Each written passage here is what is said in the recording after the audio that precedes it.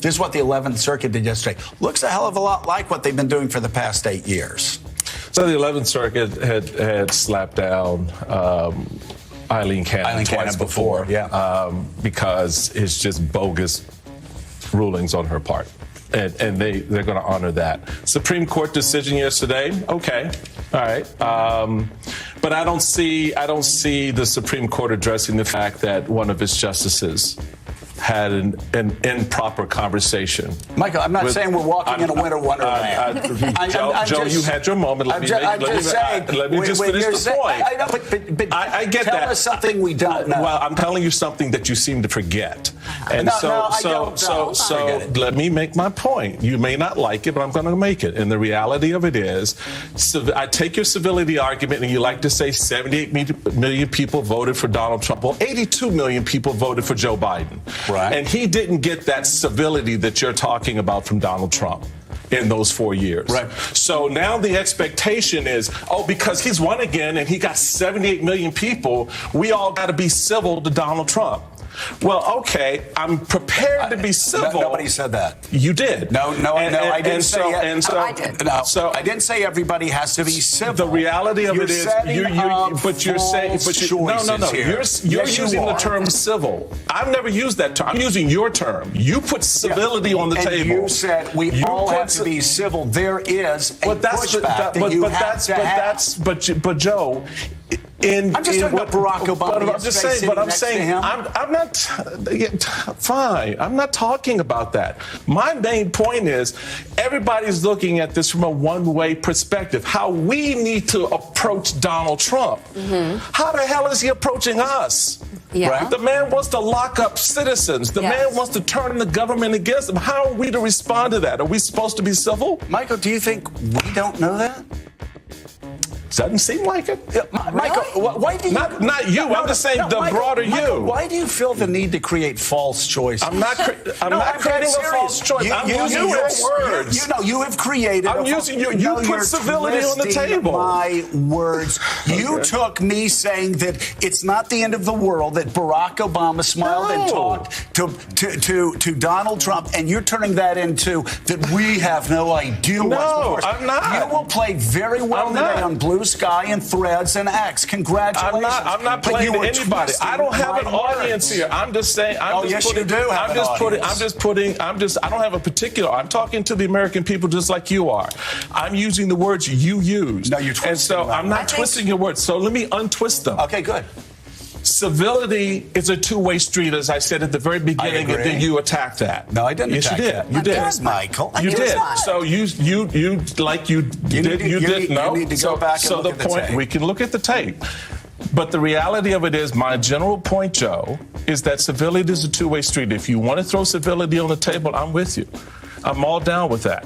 I think absolutely what we witnessed yesterday with 5 living presidents sitting there at the funeral of a former president is a seminal American moment. Mm-hmm. All right, and it's an important one.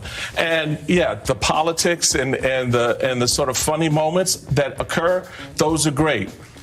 But next week, we start a new regime. We start a new direction, and everybody wants us to behave a certain way in this new era. And I'm more than willing to do that. Way? Yeah. Whatever it is, if it's civility, if it's accommodation to Donald Trump, as we see corporate America doing, if it's bending the knee, whatever it is. But my point is, does anybody here think that we should accommodate Donald Trump when he violates political norms, democratic norms? Does anybody? Because I don't. But that's not what we're talking about. Does anybody believe that? Joe. There you go. Right, he's absolutely this conversation because.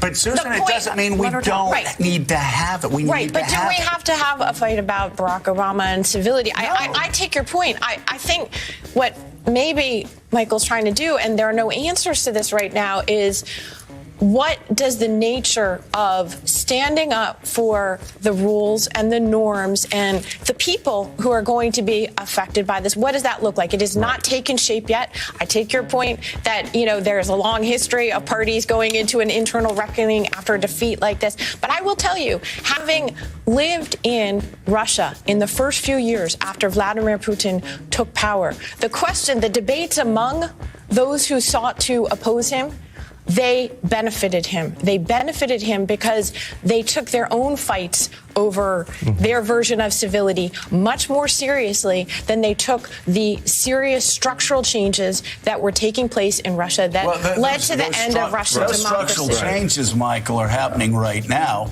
This is, again, something that we understand deeply. And it's not just a threat on democracy. It's a threat on capitalism. It's dozens of billionaires going in and consolidating power. It looks like a plutocracy. We understand this. Everybody understands this. And nobody's saying be civil in the face of or being compliant. Or to be Mark Zuckerberg. And nobody's saying that. Again, the fact that I just talked about, hey, may not be a bad thing that Barack Obama was polite. And suddenly this is me saying everyone must be civil and compliant. That is a false choice. That is a false narrative. Okay. I said it. I hope we all remember about the outcome of the election. With all due respect to Anand, the American public is not waiting for someone to lead them out of fascism. That is not what the American public sent us a message about. They're waiting for people to listen to them and actually engage with them in their communities about what they want from the government. And so part of the challenge here is continuing to have the conversation in a way that's academic and ivory tower and not what actually people are dealing with. And that, to me, is a big part of the outcome and why Trump connected in a weird way and why we need to change what we do and not talk about it as leading people out of fascism. That's not what the public is looking for. To big picture, you're both right in your own way, but we have to move forward.